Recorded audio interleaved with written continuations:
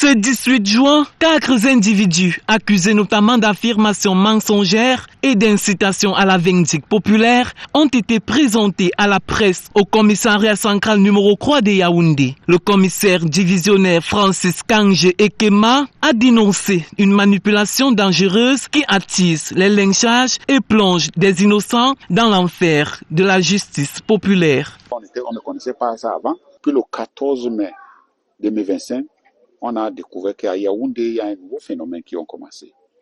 Le phénomène des accusations de personnes, quand tu salues quelqu'un, après 2-3 minutes, il te retourne pour dire que son sexe a disparu.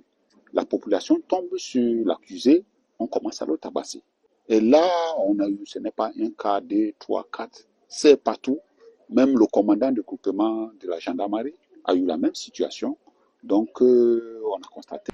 Au cœur des accusations de disparition des sexes dans la ville de Yaoundé, les gendarmes ont procédé à l'arrestation de 7 personnes, dont 2 accusés et 5 victimes. Sur les faits, aucune preuve tangible corrobait l'existence de ces disparitions. Les plaignants affirment avoir perdu leur sexe après une simple salutation dans la rue. Pourtant, les examens médicaux sont formels. Il n'en est rien. Compte tenu de la situation sécuritaire maintenant, le préfet même, qui est au courant de ce qu'on est en train de faire, pendant la réunion de sécurité qu'on a tenue avec lui, avec le TGI, ont pris des mesures fortes pour dire que ces gens doivent être interpellés et les enquêtes doivent être menées pour confirmer si les sexes sont là ou ça a disparu.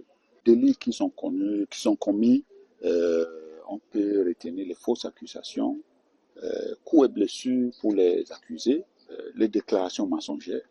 Suite à un communiqué rendu public par le préfet d'Umfundi, Emmanuel Mariel Ndigdeng, le commissaire divisionnaire a appelé les populations à faire preuve de plus de vigilance. Le message qu'on veut envoyer aux populations, c'est que on veut avoir la confiance, on veut montrer à la population que toutes ces accusations-là sont fausses.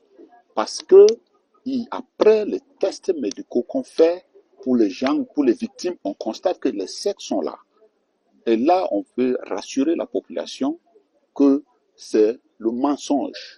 En somme, cette affaire met en lumière les dangers des rumeurs et des fausses accusations qui peuvent entraîner des conséquences graves pour des innocents.